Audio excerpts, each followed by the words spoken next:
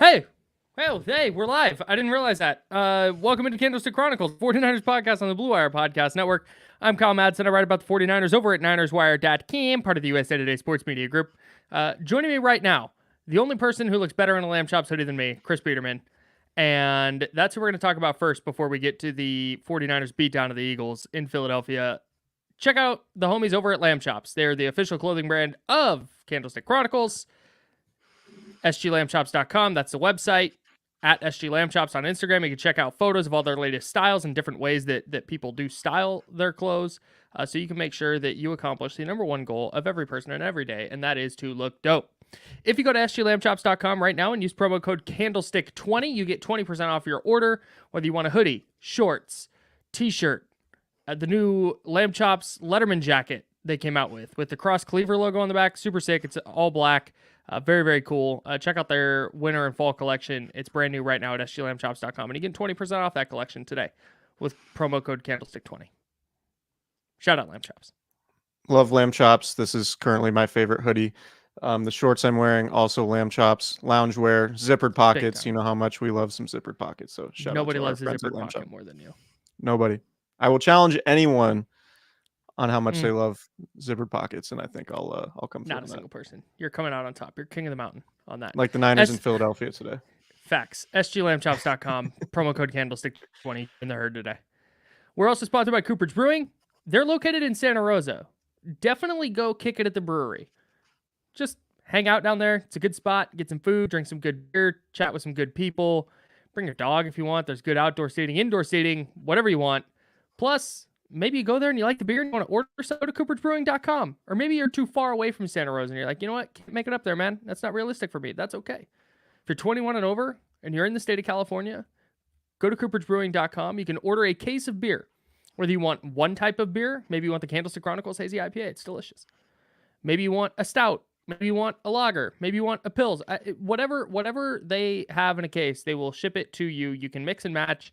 You can build a case of 2 beers or 3 beers or 4 beers, whatever suits your fancy. They got it for you, cooperagebrewing.com. You can get Candlestick Chronicles Hazy IPA now live in the brewery or via shipment, like you said. Obviously, you must be of age, 21 or up, and in the state of California. Currently, right now, I'm drinking Moment of Truth, a 4-pack West Coast Hazy IPA, Simcoe and Mosaic hops. It is delicious. Hey, man, I dabble in both. I dabble in both. A little bit of everything. Cooperage beer is just too good to ignore and only lock into one kind. But if you did want to lock into Candlestick Chronicles Hazy IPA and that's all you drink, that's perfectly fine too. Everything they make there is good is the only point I'm making here. You can see the cans in the background we got over my right shoulder here. So shout out to our friends at Cooperage. Our guy Kurt the bartender was on the scene at the link in Philadelphia today. And per sources, he enjoyed himself. So shout out to our guy Kurt. If you're familiar with Cooperage, you know that our guy Kurt is all over many of their beers. He sure is. And obviously a regular at the scene serving you beer. So shout out to him. And let's dive in, man. This was an interesting game. A lot to discuss. All right, here we go. Niners Eagles, party time. All right. I'm not even really sure where to start here, so I'll start with this. I don't think there's a question after 13 weeks that the 49ers are the best team in the NFL. Given what they just did to Philly, which was the team that everybody had ahead of them, whether you had the Niners second or third or wherever in your personal rankings, Philly was probably at the top. And the way the 49ers handled them, the way the 49ers handled the Cowboys in week 5, to me, there's not a question that this is the best team in the sport. I think when they're clicking and when they're healthy, I think that's absolutely the case. Like, I think the ceiling is the highest. I think given the balance that they have, given the multitude of ways they can beat you, I just think that when all of that, like when you have Deebo Samuel healthy, when you have Trent Williams healthy, obviously Christian McCaffrey, the best running back in the league, a defense that's playing at arguably the highest level in the league right now. I just think I don't really know what their weakness is. And I think the only weakness you could say, aside from just health, Like if you take a couple of their best players off the field, obviously during the 3-game losing streak, that was a clear issue. But aside from health, I think the only chink in their armor is you say, okay, can we get up on this team entering the fourth quarter? Can you force the 49ers to play from behind? And that's really the only issue. And I don't even, like the 49ers didn't win those games, in Minnesota and Cleveland, although they were in position to win in Cleveland. And obviously the Cincinnati game sort of feels like an outlier at this point. But when it comes to how you look at the 49ers and how you game plan against them, the only way realistically, in my opinion, that you could say, okay, this is how we beat this team, force them to play from behind. And that might just be an impossible ask at this point, given how good the offense is and how good the defense is. So other than that, and again, I'm not saying the 49ers can't come from behind. I'm just saying when you look at this team, how complete they are, that's the only question they haven't really answered so far this season is can they come from behind? And I don't even know, like we talk about in college, like people talk about in college football all the time. It's not necessarily a bad thing that they haven't come from behind. Like it does. I don't think it means that they can't. Sure. Like it's like they just blow all these teams out. Yeah. So if you're gonna roll in and just beat everybody by 20, it doesn't matter. Right. Exactly. So they're that dominant right now. Here's the thing that I would actually push back on a little bit on that is the way they bounced back today after that first quarter was really encouraging for me in that arena that you're talking about, because they had -6 yards and allowed 6 points in the first quarter. And I thought the fact that their defense held Philly to 2 field goals as the offense was going backwards on its first 2 drives, I thought that was a really good sign that they took a punch in the mouth from a excellent team on the road in an environment where, I mean, everybody knows what happened in the NFC Championship game last year. Like that has to be in the back of their minds a little bit. There had to have been some kind of mental hurdle to get over. And they come out and just faceplant over the first 15 minutes and just get dominated. And then very calmly, just methodical drive. Was it 10 plays, 90 yards for a touchdown? And then they, from there, scored on every possession they had until the end of the game. And the fact that they did that was a point in their direction in terms of what does this team look like when they fall behind, and can they come back at the end of a game. It's that kind of mettle that they showed after the first quarter today, where they didn't allow themselves to spiral and it didn't turn into a disaster, that lets me know, like, okay, when they get into a big spot where they're down 4 with a minute and a half left and no timeouts, they have the mental fortitude to do that. They're not going to collapse in that spot. Yeah, and I agree with what you're saying. My only point is, like, doing it with 3 quarters left is different than doing it in the fourth. Yeah, and that's all. And 100%. Again, they scored 6 straight touchdowns. They dominated what a lot of people thought was the best team in the NFC, if not the NFL, on their home field. With a lot on the line, frankly, right? Like the 1 seed now is still very much in play for the 49ers. If the Eagles lose next week to the Cowboys and the 49ers handle business against the Seahawks, then the 49ers are suddenly in the number 1 seed with that tiebreaker against the Eagles. So it's not nothing. I just like my big takeaway from this game is that the 49ers absolutely should be considered, to your point, like they should be considered the favorites to win the Super Bowl. They should be the favorites in the NFC. They should be the favorites to win the Super Bowl. That 3-game losing streak feels like miles in the rear view at this point and an outlier, and really like the injuries factoring in and midseason malaise. And, those games just don't feel like they really matter all that much in the grand scheme of things, because we know what the ceiling of this team is. Yep. For Deebo Samuel, and I want to shift gears a little bit, because to me, this was the Deebo Samuel defining legacy game, at least for the regular season, right? Like we remember what Deebo Samuel was like in the 2021 playoffs. But to me, and part of this is about the discussion, right? The discussion after last year's NFC Championship game, him going on every interview at Radio Row at the Super Bowl and saying, yeah, I think it would have been different. I think the Niners would have won I think we would have won by double digits. I don't think their defense had any answers for our offense. All of the discussion, and Deebo Samuel answering the questions this week and saying, I don't regret anything I say. And like, he didn't really add Yeah. fuel to the fire, but you could tell there was a confidence about him in the way he was talking about the game. And then he goes out, scores 3 touchdowns, 4 catches on 4 targets, 116 yards, 2 touchdowns, and then 3 runs, 22 yards for a score, 3 total touchdowns.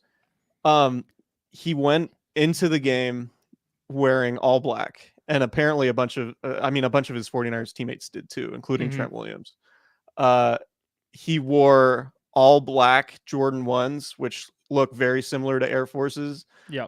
If you're familiar with black Air Forces and what they represent, the fact that Deebo Samuel did that speaks volumes, particularly when he backs it up with a 3 touchdown performance and just runs through the Eagles defense the entire game and then waves to fans goodbye after the Juwan Jennings touchdown and his touchdown late. I just to me the indelible memory from this game is just like Deebo Samuel, and I've been and friend of the pod Deebo Samuel, by the way. Yeah. And I've been, sort of like I think, and we can have this discussion later, but I've been of the mind that, like, a lot of people are talking about Brandon Ayuk or Chase Young beyond. Like, I think it's a Brandon Ayuk or Deebo Samuel discussion. Sure. More so than Deebo versus or Brandon Ayuk versus Chase Young when it comes to paying guys. I just think it's going to be really hard to pay 2 of your receivers $50 million combined. Yeah, I'm sort of leaning. I'm so like, go ahead.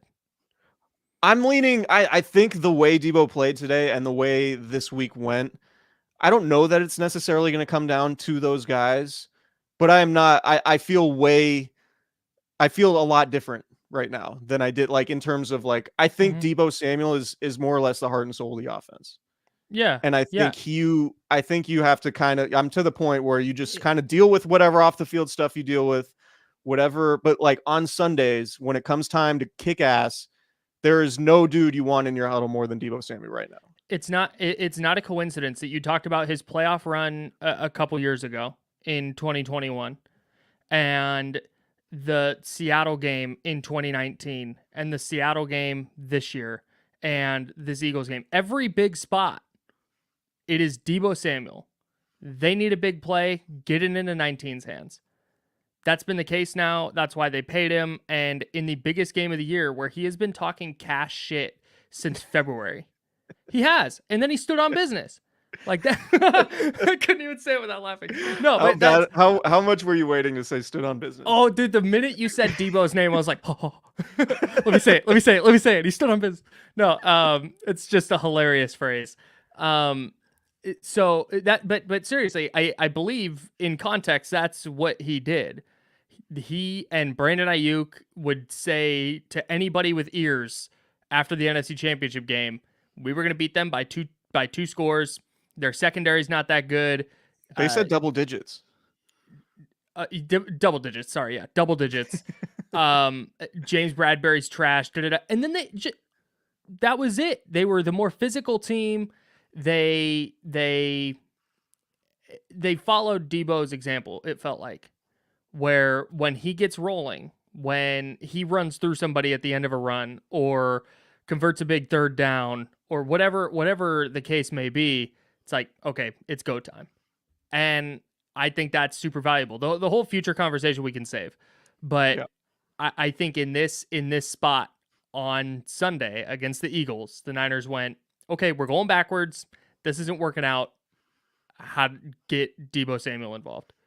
And the fact that 138 yards and 3 touchdowns later. The fact that you can have Christian McCaffrey on your team and go into a place like Philadelphia with a team as loaded as the Eagles are and say, no, we got the baddest MFer on the field is like no small thing.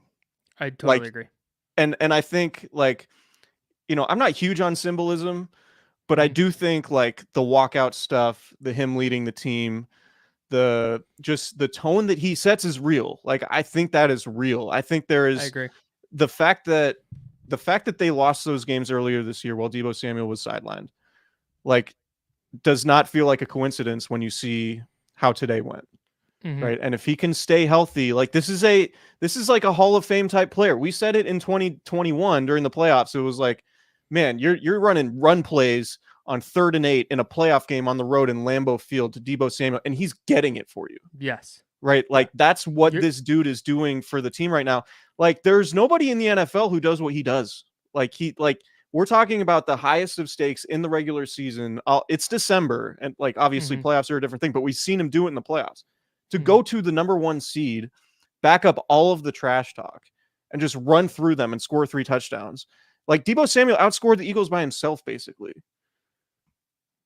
Yeah. Like, wow. I mean, yeah.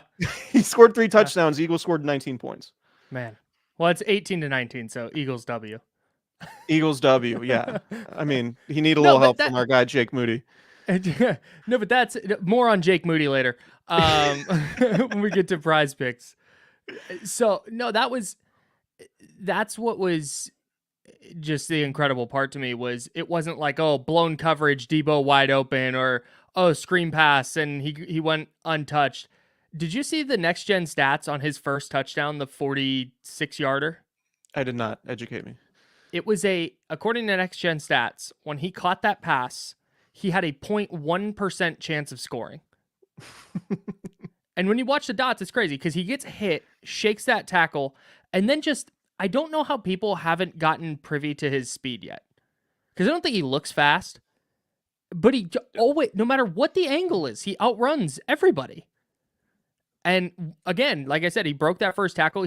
Ronnie Bell got away with a hold, but I mean, tough. And then he outran everybody else, got a little block from George Kittle, and he was gone. That's just Fred Warner said a couple years ago, you need your A players to be A players in big games. And Deebo Samuel was that dude today. And Deebo remarkable. I just looked it up. Deebo ran a 4.48 at the combine, which is chance like he runs a 4.48. a little below average. He's like a 4.3 player. Like, I totally agree. Like on that screen, the screen where he scored a touchdown at the end, and the first touchdown, was it the first or second touchdown? The pass. I think that was the first touchdown. Anyway, just running through the Eagles secondary. Oh yeah. I think the he's run like was the first touchdown, but yeah. Okay, so he's like a 4.3 player. It feels like his play. The scouting term is play speed.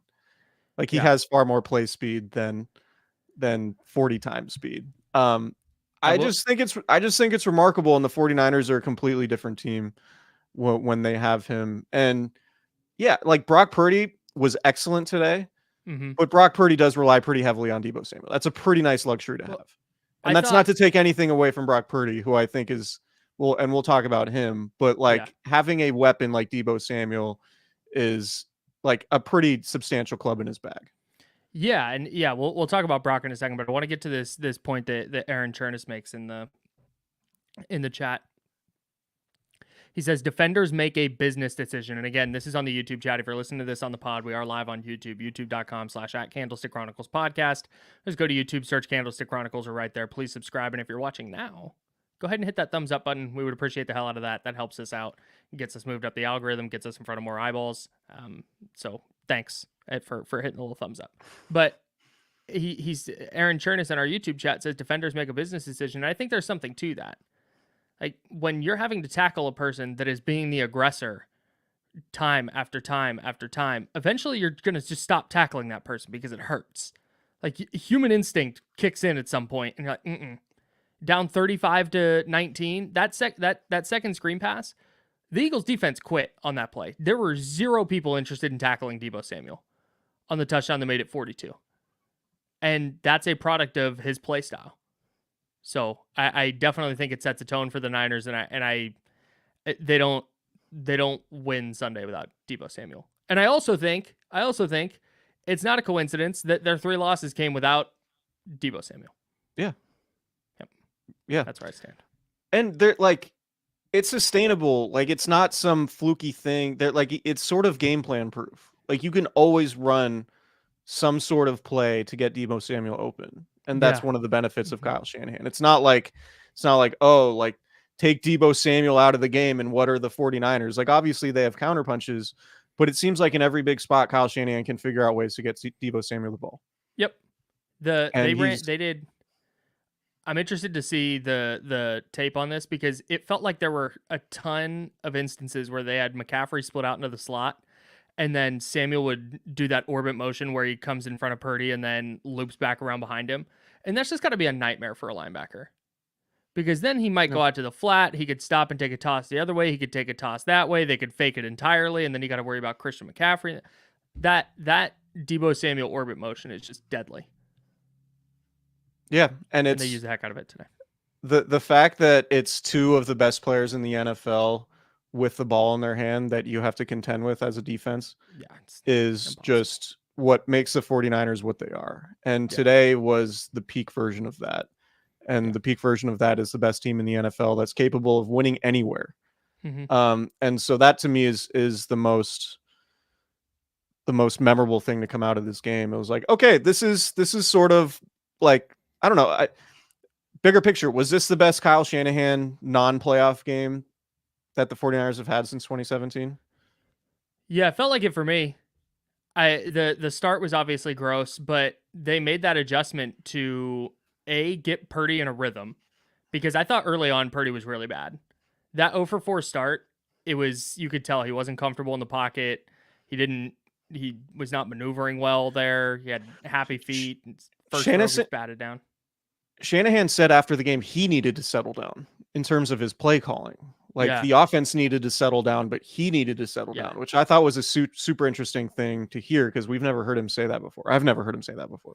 Yeah, like he was, because you mentioned this, 3 straight passes to open the game. Hey, Brock Purdy's good, but that's not this team's offensive identity. Out of shotgun, out of empty. Yeah, it's weird. Like, so I thought the adjustment to get Purdy in a rhythm, get him some easy throws, get your playmakers in space was just, and then start running it to the left side, like get behind Trent Williams and Aaron Banks and get those combo blocks with George Kittle and Kyle Juszczyk. I thought the adjustment from the first quarter to the second quarter was what made a difference for the rest of the game, because once they got in a rhythm, Philly just didn't have an answer. Brock Purdy came in completing 80% of his passes and averaging 11.4 yards per attempt using play action. Mm-hmm. And to just start the game with like shotgun empty and just try to like quick game the Eagles to death early on, that didn't make any sense to me. I didn't get it. And I told you guys in the group chat, and I'm like maybe half kidding on this. I would literally run a run to the left on the opening play of every game. Yeah, or just a play action run to the left. Well, that's what it sets up, right? Like right, that's the whole point here is like show them your best stuff first, and then make them react to that. And I thought it was just odd that Kyle Shanahan didn't want to do that from the jump. And I don't know if it was a script or if he deviated from whatever his script was, but so much of the offense, to your point, is predicated on rhythm. Right? It's play action, bootlegs, it's running plays, it's rhythm. Mm-hmm. And when you're going empty shotgun stuff and trying quick game, there's a certain rhythm element to that. But when the 49ers offense is humming, everything is setting up everything else. And the quick game is not doing that nearly the same level as, run the ball and then do play action off that same run look and, do all these different things. And once they got in rhythm and they settled down, then it was like, okay, the Eagles have no answer. And we knew coming in, Nick Wagner, our guy at ESPN, mentioned it in a lot of his, his elongated tweets, doing like his scouting goddamn report novels, his essays on Twitter leading into the games, usually coming on Mondays and Tuesdays after a lot of film and number study. The Eagles just aren't good on the edges. And it felt like, man, with the Eagles not being good on the edges, like attack that early. Because we talked about it, like you do not want to get behind in this game to Philadelphia because of the way they're able to run the ball typically. And their defense is sort of designed to play from ahead from the standpoint of like get their pass rushers after you. Like if you have to pass the ball, their pass rush is good enough to where it can expose Colton McKivitz and Spencer Burford and Jake Brendel to a certain extent, right? Like, so you have to avoid that scenario at all costs. And the way you do that is by running the ball. And that's what the 49ers finally got to. Like Christian McCaffrey was excellent. Like it didn't, like we'll remember Deebo when we think about this Mm-hmm. game for a long time, right? Like in the same way we remember like George Kittle's fourth down Mm-hmm. catch in New Orleans in 2019. We'll remember Debo for this game. But Christian McCaffrey, like 17 carries, 93 yards, and a touchdown. He was Mm-hmm. excellent. He was Like really he good. was He had just 133 total scrimmage yards. yeah, like the over the shoulder play on the wheel route, Oh, that reception he yo, had, like can I real quick, since we're talking about Brock Purdy, mhm, how many times have we watched Jimmy Garoppolo miss that exact throw? lots of times, It's a lot. It's so many. It's so many times. so many On times. on the Purdy thing, real quick, Mhm. this is the exact type of game where I thought he made a couple of like money throws down the field. He had a third down deep out to Ayuk, where when the game was still in the balance, it was huge. A He few to had Jennings on third a down. couple of big ones to Jawan Jennings. Yeah, he made so please don't get it twisted. Like Brock Purdy was really good, but there was also a 46-yard touchdown on a screen and a 48-yard touchdown from Debo Samuel on the first catch and run. Jawan Jennings was a long catch and run for a touchdown. So that's the one where in the moment you're looking and you're going, well, and I already had somebody say this to me on the internet, like that's his playmakers just making plays. And in that moment, sure, but also that's the quarterback's job is to deliver the ball to his playmakers in spots where they can go make a play. And Purdy did that. And at the end of the season, when it comes down to like MVP voting, because that's going to be, we'll talk about this more during the week, but that's going to be the whole thing. Like, oh, you beat the MVP frontrunner in his building, and people who are on the other side of that argument, thinking somebody else should be the most valuable player, are going to say, well, it was a lot of short throws and his playmakers went and made plays. But at the end of the year, people are going to look at stats and they're going to see 4 touchdowns and 314 yards and no turnovers against Philly. And that to me is what stands out. That wasn't a cheap 314 yard 4 touchdown game. He was really, really good. He benefits from Yak, but like, you know who also benefits from Yak or benefited from Yak when he had guys like Tyreek Hill? Like Patrick Mahomes benefits from Yak. Correct. Right? Like you have to put your guys in position to go make plays. And Kyle Shanahan does that, and Brock Purdy absolutely does that.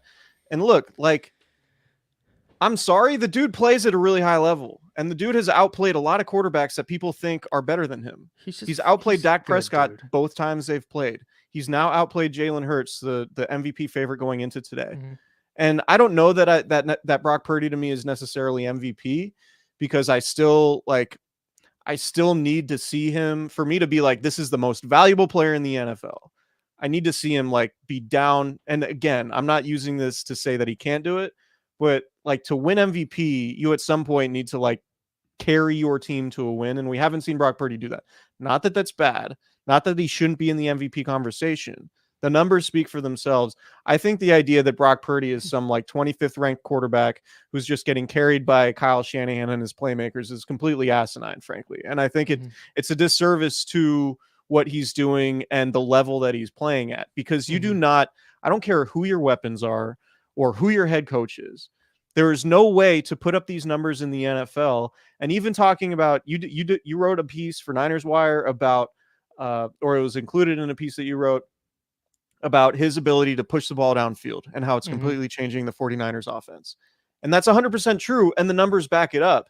And I think the people who say he's just a check down artist either aren't watching or aren't paying attention, or both. Yeah. Because the guy's just playing at a really high level, and he just also happens to be operating in an ideal situation. And both things can absolutely be true. Now, does he have the arm strength of Justin Herbert? No. Is he playing at a higher level than Justin Herbert? Yeah. Right. Like, yes. Right. Like unequivocally. Yes. Like, just watch the games. Watch what he does. And so is there one argument? It's the one, and Josh Dubow tweet out the numbers. His numbers are flat out bad when he's trailing in the fourth quarter. Yeah, they're not. And that's they're really not it. They're not good. The numbers are flat out bad. And again, that's a small sample size. That's without Trent Williams, and that's without Debo Samuel. So maybe those normalize if that sample size does grow a little bit. But to me, like, Brock Purdy has to be in the discussion. I don't know that he's necessarily MVP, but he has to be in the discussion. I agree. And he has to be considered a top 10 quarterback. And That's it. Like, I'm not saying he's the MVP frontrunner right now because he went and beat Jalen Hurts, but he has to be in the discussion. He's not some fraud who's punching above his weight. He is playing at a super high level, and that needs to be recognized. I couldn't agree more. I don't have anything to add. And then you watched like Jalen Hurts today, and Jalen Hurts, that's a good team. Like Philly has a dominant offensive line, and we'll get to the Niners defense in a bit because they were outstanding. But dominant offensive line, Devontae Smith is awesome. AJ Brown's as good of a receiver as there is in the league. DeAndre Swift is a really, really good player. I know they're missing Dallas Goedert, who helps them out a ton. But how many times did you see him in a clean pocket just hold the ball, roll out, hold the ball, throw it away? That is the kind of thing where maybe the Niners defense was just they did a lot of rush 4, drop 7, but the amount of holding the football he did today and just not making a decision, I thought was a detriment to the Eagles offense. And that's the kind of thing that you watch Brock Purdy, and getting the ball out quick is like part of the deal. And I'm not going to penalize him for being good at running his offense. He's very precise. Yeah. He's just extremely precise. Like, I don't know that I've seen a quarterback just play with more precision. Like, he doesn't have the wow plays where it's like Patrick Mahomes scrambles around and, goes to the left sideline and then the right sideline and throws on the run sidearm and hits Travis Kelce in the back corner where no one can get it. Like, he doesn't have those plays, but he just operates at a super precise level, almost to the point where it doesn't need to. Yeah. Like, Kyle Shanahan dials up plays. He has receivers who can run these really precise routes, like Brandon Ayuk, and he's executing. He's just doing what he's supposed to do.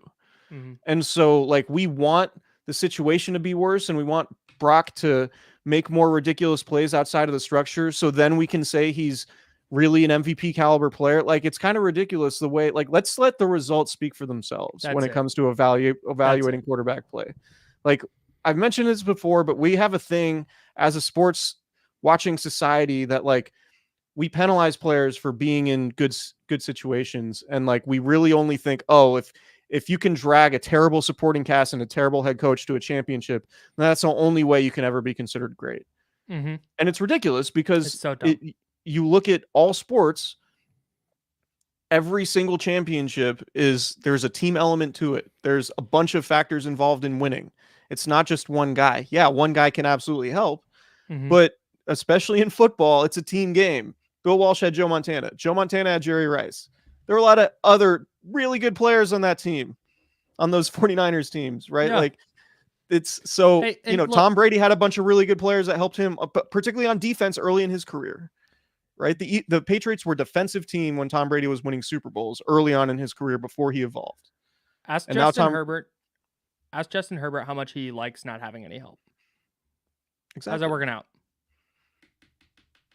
Not great. Exactly. Yeah, he's more talented than Brock, but he's not playing at a higher level right now. Right. And maybe that's a product of his environment, but he's just not. Right. So it is what it is. Right. And if you can't overcome if the argument is, well, Brock Purdy wouldn't be able to overcome deficiencies in coaching and playmakers, and then you watch Justin Herbert week in and week out not overcome deficiencies in coaching and playmakers, and what the hell is our discussion about? Exactly. I mean, come on. Anyways, exactly. We'll talk more about Brock and the MVP conversation a little bit later in the week. I want to talk about the Niners defense. Do you want to talk about Dre Greenlaw first or last? First. Okay. Dre Greenlaw got ejected, and I don't really know how I feel about the play. Like, the play was bad. It was a flag. You can't suplex a guy at the whistle. That's a flag every time, and it felt like it was coming. The Niners got away with one on the Jalen Hurts shove out of bounds by Javon Hargrave. It was really borderline. It felt like they throw that flag a lot, and they didn't. And then Greenlaw gets the flag right there on the Philly sideline. He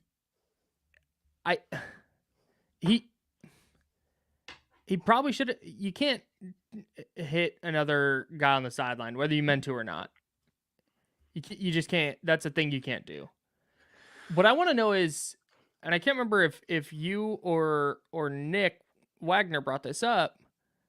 How did that guy on Dom DeSandro, I think is his name, the Eagles' chief security guy, how did he get ejected with no flag? So per the pool report, and I forget which number the rule is, but the Zach Berman, who covers the Eagles, did the pool report and talked to an official after the game. And basically, what the official said is there's a rule that says if there's a non-player involved, the rule prevents them from throwing a flag on a non-player. But the thing is there are unsportsmanlike. What a It's a dumb dog shit rule. rule. It's Oh a my dumb rule. God. But also, there are unsportsmanlike penalties that are committed and enforced that are flags on sidelines, right? Like Mm-hmm. a coach can get an unsportsmanlike penalty, Mm-hmm. and that's 15 yards. So I don't know. I don't exactly know the mechanics of it, but I think the point stands that it's pretty ridiculous that Dre Greenlaw can get flagged for a personal foul there and get ejected, and the security guy who pushed Dre Greenlaw can also get ejected, but they're not like offsetting penalties somehow. Why would you not Um, just load up your sideline with security and just start shit with every player who runs onto your sideline? right, that's the precedent, right? And It, that's like I made that joke to the group chat too. I was like, if I were the Eagles, I'd run every play towards their sideline the rest of the game. mm, And like, so I think that's something worth examining if you're the NFL and the competition committee. Like, you cannot have security people getting involved with players and talking shit to players. That's just not something that should happen. Like a security guard's job, and you see him in every sport. You see him in basketball games, you see him at mm-hmm, football games. You never see them and their mouths are moving. You know what I mean? Like, you see those security people, they're always standing there stoic because their job is to observe and mm-hmm. prevent anything bad from happening, not get involved in any altercation. And so I think the Eagles guy was correctly ejected. But I think if Greenlaw is going to get ejected, there just has to be offsetting penalties. The Niners can't be the only ones losing yardage there. Yep. But on the other, like, and this is a separate topic, even though I mean he's involved, but like Greenlaw's a habitual line stepper. Like, he just is. He line steps habitually.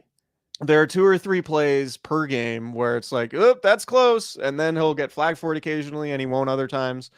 Mm-hmm. I do think there's like a similarity to Draymond Green in that like referees are almost expecting it, and they're more willing to throw a flag on him because of the reputation he's sort of earned at this point. So he needs to reel it in. But I will say, like, it's really, really hard in a stadium with 70,000 people in it, and with the intensity you have to play NFL caliber defense and play it at a high level, to like be in the middle of tackling somebody, have a referee blow a whistle, and you just stop, right? Like, instantaneously. Like, it feels like a long time when we're watching on TV, but it's not that much time between when the ref blows a whistle and when Dre Greenlaw suplexed the dude, right? Like, Yeah.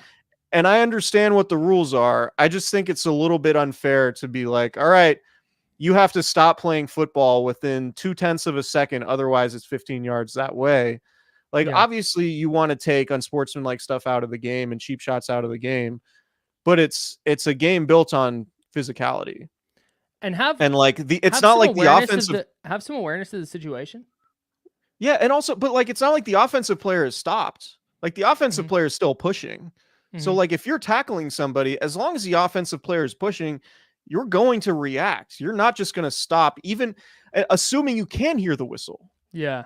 I kind of right? wonder. Like, So there's two aspects of this. One, I wonder if Javon Hargrave hadn't shoved Jalen Hurts out of bounds a couple plays earlier, if they throw a flag on that, and if that was the case, and it was like, okay, this is getting out of hand, let's call a flag and see if we can settle this down, and maybe that was the impetus behind it. Or I wonder if there was because he did kind of suplex him, if he had just kind of thrown him to the ground or spun him out of bounds or whatever, if they had thrown a flag, or because it looked like he did the pick him up and drop him over the shoulder style of tackle, if that was what got him. it's definitely a suplex. But either, I mean, I don't know. The suplexing thing is definitely a point of emphasis too. If It should be pointed out. yeah, no, I don't mind the flag on Greenlaw. If that's it No, I it don't wasn't an either. egregious bad call. Is No, like, yeah, it's probably penalty. I just think it's tough. Ejecting him because the Eagles guy who apparently can't draw a flag inserted himself into the situation unnecessarily. That's nuts. That's bananas. Yeah. And good Yeah, on there should good Go on ahead. Nick Sirianni too for apologizing for that after the game. I did not think he had that in him. I just think Nick Sirianni's kind of a dick. Good football I coach, do kind of a wonder dick. I do wonder if former 49ers PR chief Bob Lang said something to Sirianni before talking to Kyle Shanahan and was like, "Hey man, maybe you should say this." Shout out to Yeah, Bob Lang. I don't think classic Bob Bob. Lang listens to the pod, but Bob Lang, longtime 49ers PR guy, is currently the uh, Philadelphia Eagles head PR guy. And Bob's Right. from New Jersey, so it was an opportunity for him to go home. He was a guy famously with the curly hair who tried to get in between Jim Harbaugh Right. and Jim Schwartz at the Detroit game 2011, I think. Yeah. But yeah, that's Bob. Anyway, yeah, Sirianni. It's your Bob Lang history lesson here on Candlestick Bob Lang Chronicles. history lesson. Good dude, Bob Lang. Nick Sirianni, I don't know. I don't know what he was saying. There was the video going around of him chirping pregame, and maybe he was Mm-hmm. mad at 49ers players for being close to the Eagles during their warm-ups or whatever. Mm-hmm. But just, I mean, I've never put seen it this I've never seen a head coach insert himself into the middle of things as often as he does. yeah, Things that he doesn't need to be inserted in the middle of. yeah. Agreed. And him on the Agreed. sideline saying, Guy Haberman tweeted this out. Him saying during that whole hullabaloo with Greenlaw saying 57 needs to get thrown out. Like, all right, man. Cool, Nick. Yeah, I don't know. I'm not a huge Sirianni guy. Falling down the power rankings of Knicks. Falling down the Nick power rankings. So cringe, Niners as defense, Bryce though. Herbert says in the group chat. He is, or in dude. The, He's a YouTube chat. he's like if a Twitter user became a football coach. He's just out there. Yeah, just I think a cringy dude is like the right way to say it. I don't know if he's a good. I mean, obviously he's got to be a decent NFL head coach. The Eagles have won a ton. I think of he's a games. good coach. I think he's a good coach. But he is a little. I think he's a cringy dude. I think that's fair to say. Same. I say that as a cringy dude. Very much same.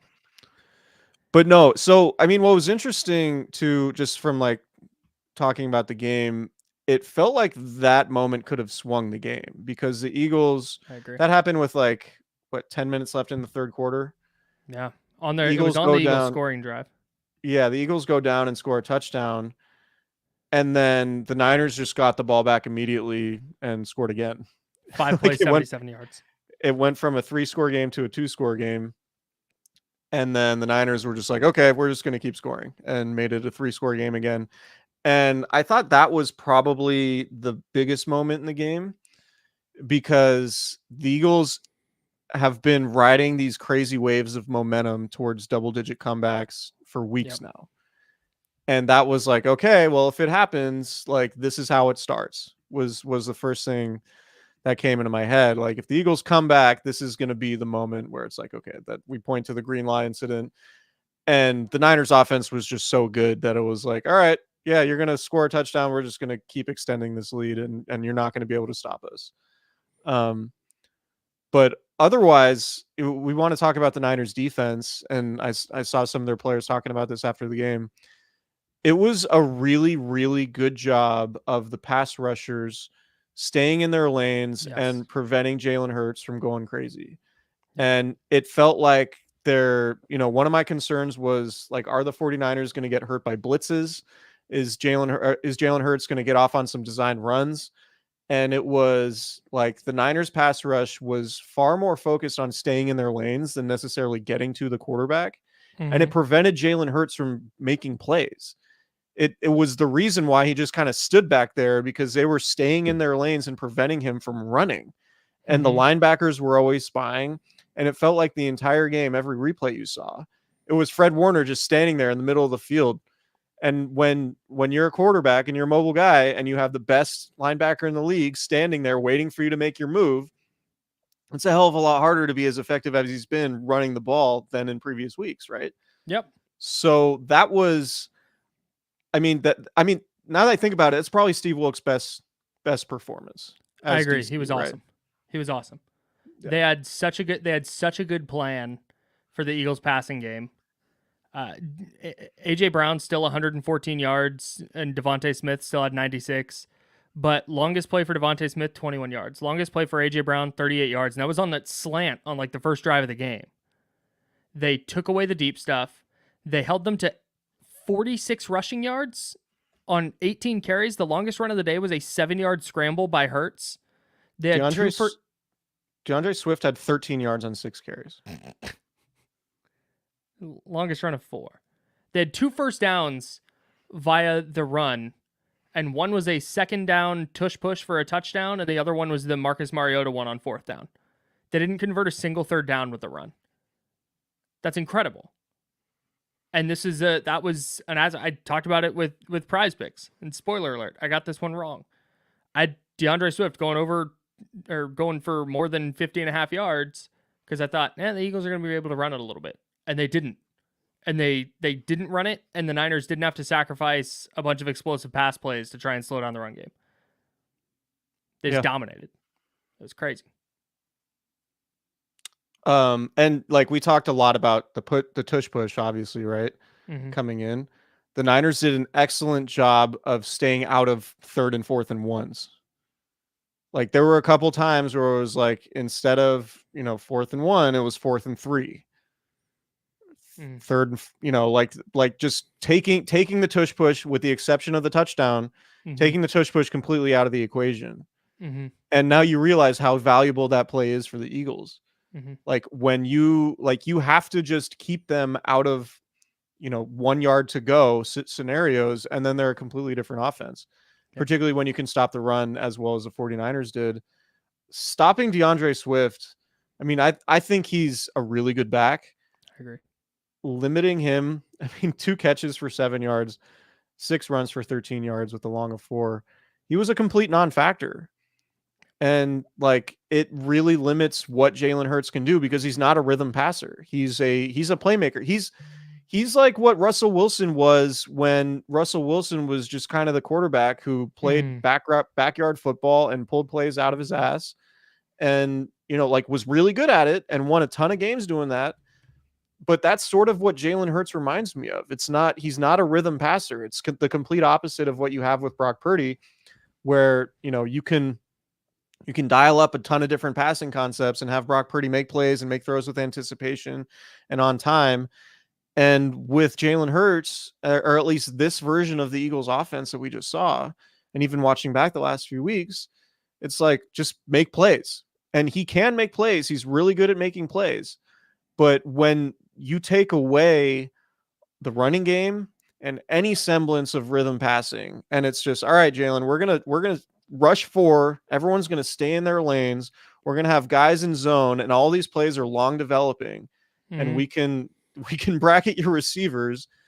Like the Eagles offense is a hell of a lot easier to defend that way. And a lot of it has to do with how talented the 49ers defense is.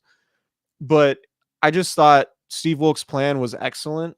I think today is probably the highlight of his season as defensive coordinator so far. Yep. And look, how often the last few years have, even going back to 2017, have the 49ers struggled with mobile quarterbacks? And that was a question I had today. Like, is Jalen Hurts just going to run wild?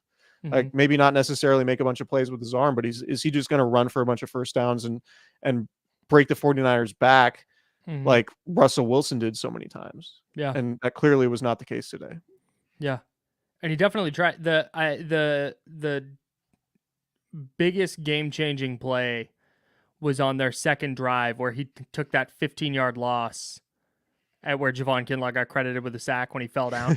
Hurts just fell over. That was so weird. It was, and he's just dropping backwards and hoping that somebody comes open. Like I don't know if that's a product of Ben Johnson, their offensive coordinator, or if it's something the Niners are doing defensively, or if it's, like I said, it's Hurts just missing first reads and turning into these long plays. But I just don't think that's super sustainable, where every time your quarterback drops back, it's, okay, just go do something. Go figure it out. And like you said, the Niners did a really nice job of forcing him into, I think, spots where he wasn't super comfortable. And credit the secondary as well for staying disciplined. And when he was scrambling, that that's such an opportunity to miss somebody in coverage where he's scrambling out right or left and buying time and dancing around in the pocket. And I mean, he's so good at that. And then, oh, there's AJ Brown wide open down the field. There's Devontae Smith. He just got lost in coverage, and there he is for a 60-yard touchdown. The Niners just never let that happen today. And I was just really, really impressed. Travarius Ward was really good. Ambry Thomas had a couple of pass breakups. I was super impressed with the Niners secondary.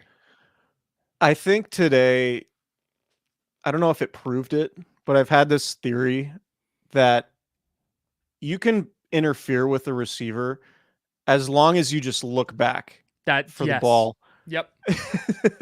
Like dude, the Ambry Thomas one was wild. There were a couple times where it was like, man, those were pretty questionable non-pass interference calls, but I love it. Like, I think pass interference is a lot of times just a cop out, but it proved. Yes. I thought today proved, and Travarius Ward did a really good job of this. Ambry Thomas did a really good job of this, where you can be physical with the receiver as long as you just turn your head at some point and locate the ball. If you do that, you can get away with a lot more than if you don't.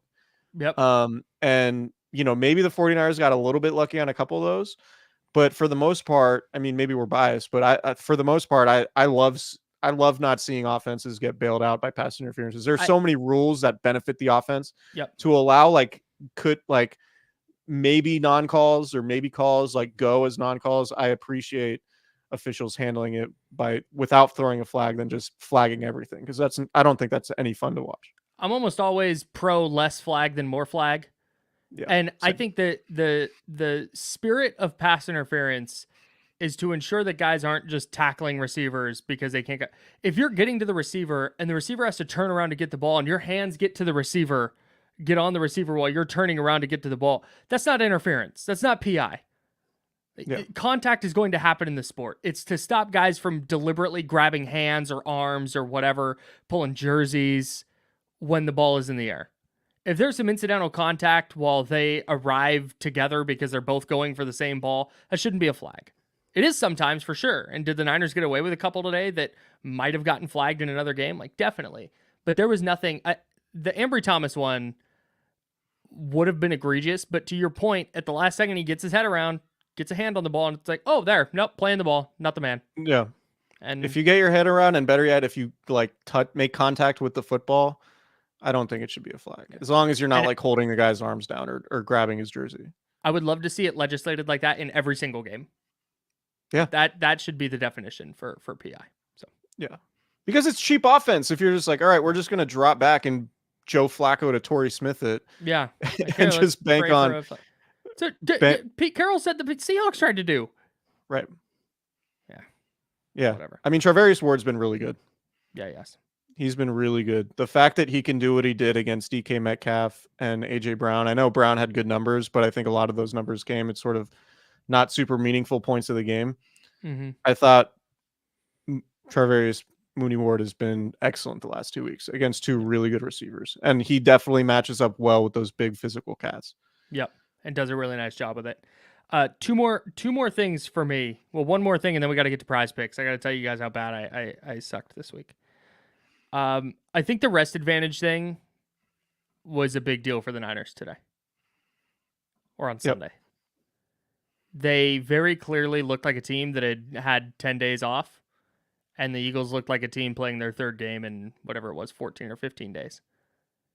And that's, if these teams meet up again in the NFC title game, I'm not going to pick the 49ers to win by 3 touchdowns. Agreed. I think it would go a lot different. But to that point, they dominated the final 45 minutes of that game. And that's what you need to do if you're going to be a great team against a team in that spot. You need to go handle business, and they did.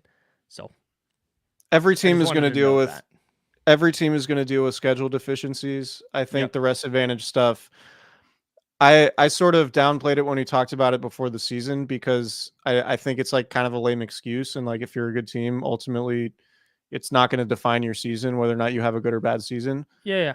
But like, it was a factor in the Cleveland game. The Browns are coming off their bye.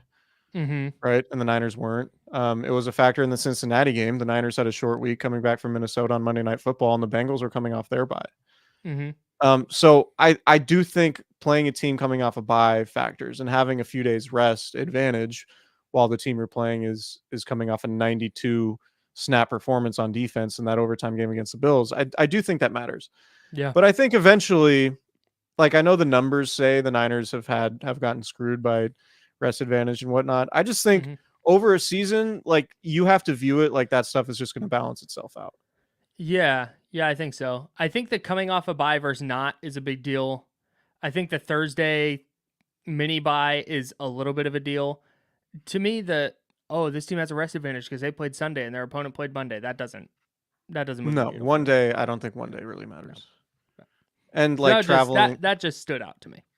yeah. But also like the Niners had to go fly, 6 hours across the country. Yeah, it's very true. Um So, I think like it'll never happen because I think it shakes out to where this would happen over Thanksgiving, but like if you go to 18 games, I would have every NFL team play the first 9 weeks of the season, have a 2-week break for every team in the NFL. So everybody has the same buys and everyone gets 2 weeks off right in the middle of the season, yeah, have the trade deadline around there, and then have a 9 week stretch to finish the season. That yeah. way, everybody's on the same buy schedule. We don't have to worry about it. Now, I know it's the league will never do it because, TV money and all of that stuff. But I just think like that's one problem I think I have with the NFL is there's so many moving parts when it comes to schedules. hmm And sometimes it can be lopsided from week to week to where it's pretty tangible and it does impact outcomes. Uh-huh. Like if you wanted a level playing field, you would have every team more or less on the same buy schedule. And it'll never happen for money purposes, but I would hmm like to see it. Yeah, me too. And I think teams Alas. need 2 buys. If you're going to go to 18 games, which the NFL inevitably will, teams need 2 buys. Yep, I agree. A couple things. I start a couple chats here. Caroline Phillips asked if there's a chance Dre Greenlaw suspended for the Seahawks game. I doubt it. I don't think so. If he had pushed or punched the coach, then yeah, definitely. But I don't think he's gonna be suspended for the Seahawks game. Yeah. And then our guy Ernesto wonders if the Eagles are feeling some self doubt. I doubt it. I'm guessing they're gonna look at this and go, "Yeah, they had the rest advantage and this and that." And if there's self doubt for the Eagles, it's been building over the last 5 weeks, where they've been outgained in every single one of those games. Yeah, I don't know that self-doubt's necessarily the way I would put it, but like would it surprise you or anybody if the Eagles like had a losing streak? Like if they lost next week in Dallas? No, not at all. That wouldn't shock me one bit. Yeah, They've so just been on the edge this entire little run they've been on. These yeah, last I what is mean, it, 4 games? they've won a bunch of games, but like I don't view them as a 14-2 team. I think they're probably closer to like a 12-4 team Oh, sure, yeah, or a yeah. 12-5 team. hmm The 14-3, whatever, Yeah. No, I the get what you're saying. 17 game. A Like 12-win team versus a 14-win team. yeah, like I think I just don't view I think they were better last year.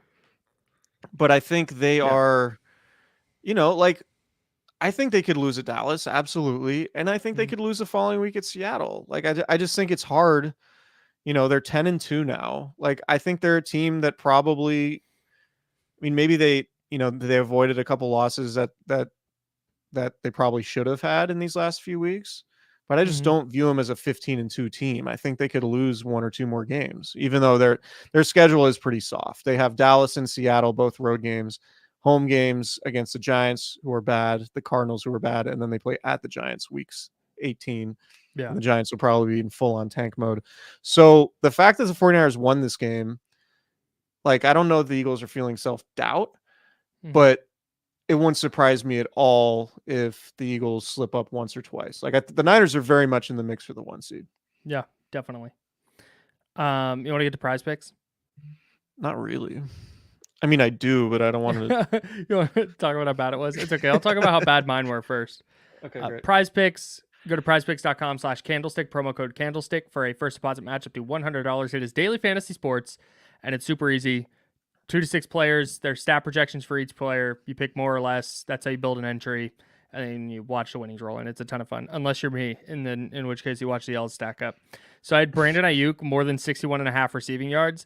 If you had told me that Brandon Ayuk in this game went 5 catches on 7 targets and scored a touchdown, I would have been like, give me the over on 81.5. Or give me more than 81.5. Like I'm in there. More than 61.5 wrong. 46 yards for Brandon Ayuk, but an effective 46 yards. I thought he had a good game.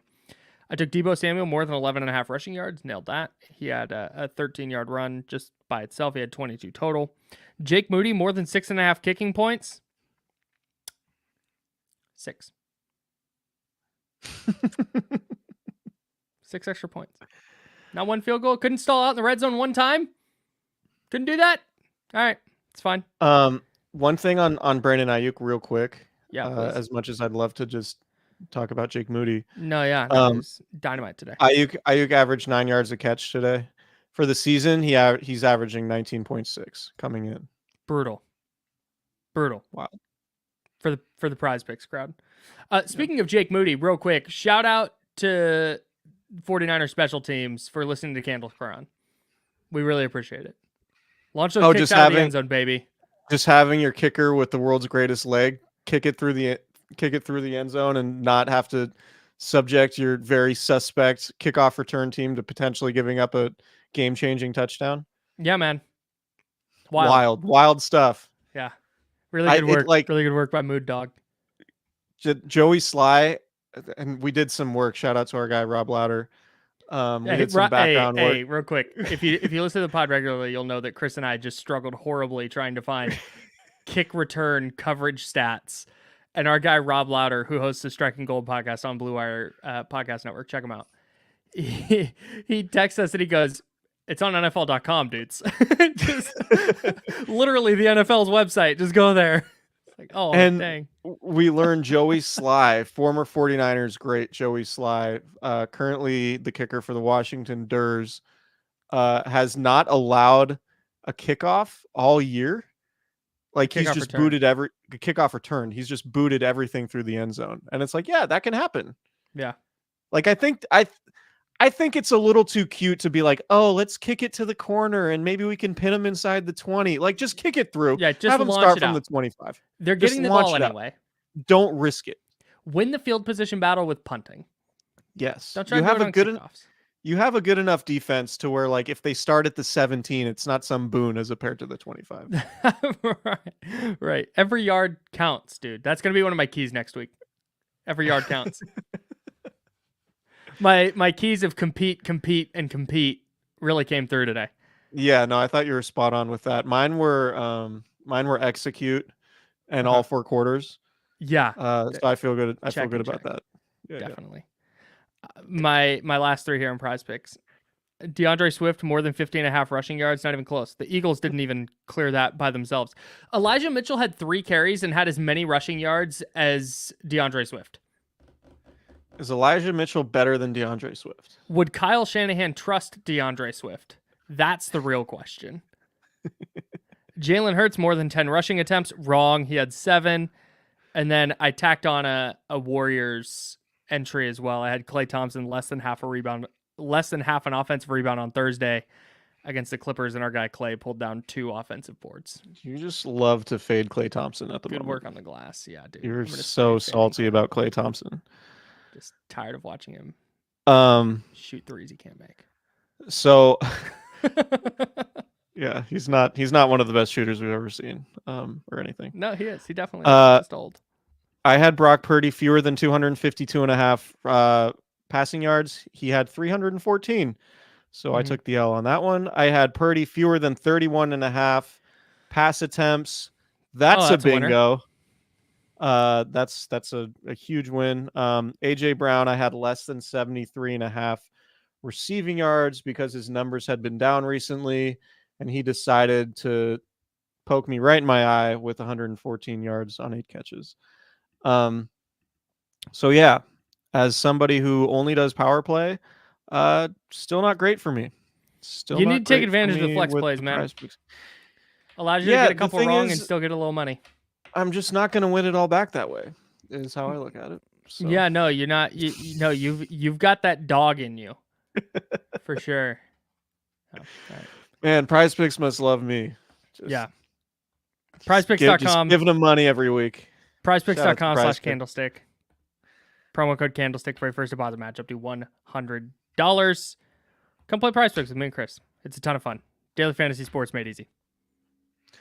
Bryce Herbert in the YouTube chat points out it's a tough way for the backwards hat wearers aren't franchise QB crowd. QB's crowd. Yeah, like I thought it was funny that Colin Cowherd made that point about Brock Purdy not being a franchise QB because he wears a backwards hat. And then a lot of people posted photos of Tom Brady wearing a backwards hat. I thought that was enjoyable. I almost went backwards hat for this podcast, as I frequently wear hats, as has been pointed out in the chat. And I just I got a haircut 2 days ago. It looks great. I was just thank you. That's what I was fishing for, was a compliment. But yeah, it just didn't feel right. I also got a haircut, but my haircuts look way different than yours. Fair. Hey, so what? This is a great question for. Oh, you already did it. It's a great question from Ryan Owens. Yeah. So, attending the. Go ahead. He's asking if you and Nick have any takes on the Cotton Bowl, any stakes. Sorry. Well, he asked for any takes. He also has asked any stakes. So we're takes and stakes are being asked about the Cotton Bowl. I haven't dove into the film yet on Mizzou. I know they are a formidable SEC program at this point. Great journalism school. Absolutely a great journalism school. We know many people who have gone to Mizzou who are excellent at their jobs of journalism. There's conversation about going to the game, and the Niners play in Washington D.C. that weekend. The game is Friday. Nick generally travels 2 days ahead of East Coast trips, so he's thinking he might fly to Dallas Friday, go to the game, and then fly to DC on Sunday. These are all preliminary talks. I'm sure Nick loves that we're talking about this on the pod. I was just in Dallas for Kings Mavs. I'm not saying I hate Dallas. I'm just not going to say it's my favorite city in the country. Mm-hmm. But there are ongoing discussions about potentially a live group chat event in Dallas for the Buckeyes versus Tigers in the Cotton Bowl. So we'll see. We don't have any stakes yet, though, and I don't have any takes either. Other than I would be really annoyed if Ohio State lost. I'm going to pull up in an Ohio State shirt and a Mizzou hat. I'm going to be that guy. I'm going to bet on some overs and root for everybody. I so badly, the only reason why I wanted Ohio State to beat Michigan was so you can wear your new shirt on the podcast. Yeah, I know. I might wear it anyway. Anyways. All right. Yeah. That's it for us tonight, everybody. We will have another podcast for you in the middle of the week, breaking down. May have a guest. Working on a guest for our midweek pod. I think we're going to dive into Brock Purdy and the MVP candidate stuff because we love that. I think it's fascinating. So hopefully we'll have a guest on to talk about that. Please subscribe, rate, and review wherever you get your podcasts. YouTube.com/@Candlestick Chronicles podcast, or just search Candlestick Chronicles on YouTube. You can find us there. Subscribe, hit that little notification bell so you get notified every time we go live. We're doing these live. We're doing it live. And then this also hits your podcast feed as well. So thanks everybody for listening. Thanks everybody for watching. And we will talk to you next time. See you guys.